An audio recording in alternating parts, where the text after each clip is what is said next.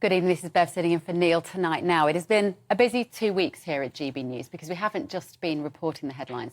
We've been making them thanks to our very own Nigel Farage losing his bank account because his views, quote, do not align with the values of coutts. Of course, like all modern-day authoritarians, coutts do not feel the need to explain what their values are. They are simply good and right, whilst Farage is bad and wrong. So I wonder if, like me, you're interested in how we've got to this place in the UK where huge corporations operate along such simplistic binary lines and are allowed to punish those who might disagree. The subsequent resignation of senior banking executives is, in my opinion, welcome and extremely rare at a time when most public figures act with absolute impunity when it comes to behaviour. And all credit to fearless Farage, who's now given courage to thousands of individuals who've suffered the same humiliating fate and is now spearheading a push for legal changes. And because Nigel's experience preempts a future in which access to financial services could be indiscriminately snatched away, he's also forcing national news outlets to finally talk about impending central banking digital currencies tied to social credit systems. Until now, the only place you'd hear that spoken about was right here, right now, thanks to Neil Oliver. But at its heart, this is a story about power. Who has it and who doesn't? And critically, what has changed in our culture to empower a bank to defenestrate a customer based on an entirely subjective conclusion about their character, traits which the bank felt at liberty to analyse around a boardroom of the Reputational Risk Committee and document in a 40-page dossier which concluded that Nigel Farage was racist, homophobic and a man of poor judgment because he was friends with famous COVID jab rejecter tennis champion Novak Djokovic. What makes this even more chilling is that Nigel knew nothing about this process and was never given a right to defend himself. But also, what cloak of invincibility did Dame Alison Rose think she was wearing when she gossiped about Nigel's finances at a dinner with BBC journalist Simon Jack, brazenly breaking data protection law? In a nutshell, this is a story of the woke versus the awake, and which side emerges victorious will have consequences for us all. But I don't know about you, but I've been a bit frustrated this week by commentators describing Nigel as a victim of woke cancel culture, because there is very little agreement on what woke actually means. It's a slippery 4 letters which evades an easy definition. And I firmly believe that's why the forces of woke have been able to get their claws so firmly into our institutions and practically dominate every aspect of our lives, from banking to pronouns, from HR disputes in regional offices to who qualifies for Olympic finals. The ripples of anonymous social justice warriors reverberate everywhere, from policing to publishing. But we need to agree on a definition of woke, because it's impossible to take on an enemy when their shape shifts and their intent dodges the crosshairs.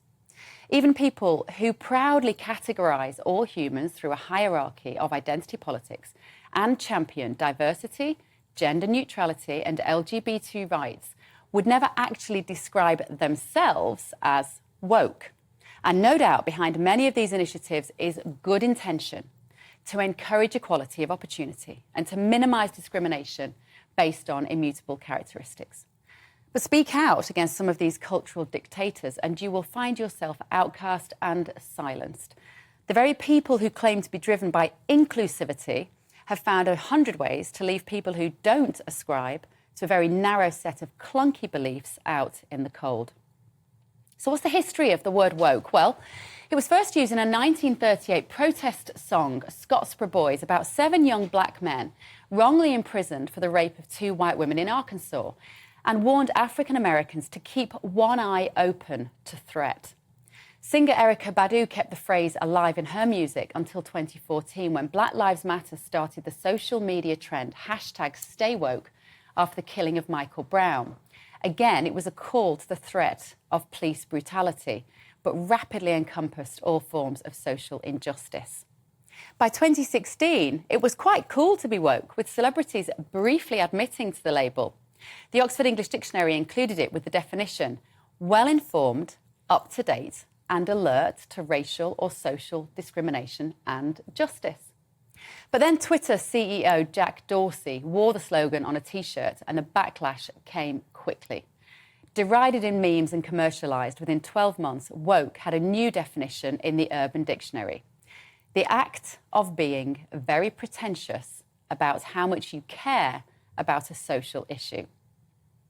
Today, no business brags about being woke, despite the minefields about what a woman is. No political party stands on a self-confessed woke manifesto. So why do businesses like Coutts feel authorised to punish someone who is unashamedly anti-woke? Well, it all started with Tony Blair and Bill Clinton as they tried to blend centre-right economic policies with centre-left social policies. Nationalising corporate entities was unpopular, but these leaders still longed for control. And so they implemented greater regulation into businesses, which still lingers today. But it was all a little obvious. So more insidiously came the soft pressure, irresistible grants, incentives, the powerful code of conduct enshrined in every company's ESG policy, environmental and social governance. In other words, demonstrate how good and kind your business is, not just how profitable. You must be hitting green targets, diversity quotas, charitable objectives. And this has literally become a competition between businesses seeking out investors who look over their shoulder to check that they appear to be the most ethical. But it's all superficial, time-wasting nonsense. Greenwashing, pinkwashing, brownwashing, tokenistic, doing the right thing whilst making wealthy professionals feel better about themselves and impress other cultural elites at Davos drinks and parties on yachts. There are still only 6 women CEOs of FTSE 100 companies, so don't try and tell me that all these efforts to generate gender equality have been a success. But gaming this system is profitable. Headhunters scour CVs for virtue signalling above work ethic. Ticking woke boxes is a lazy way to add value to a business. It's much easier to host a Pride-themed coffee morning than ask your team to put in a 12-hour shift to hit a deadline. Social activism conceals a lot of weak leadership. So we need a counter-revolution, a fight back against the politicisation of commercial life, and a return to a time when the customer was always right and the business needed to do nothing more than offer a good product or service at the right price. My 86-year-old dad recently asked me what woke means, so I told him to read this. He's a very wise man of few words, but after reading it, he shook his head and he said, they'll look back and they'll say, what was wrong with everybody then? I hope he's right.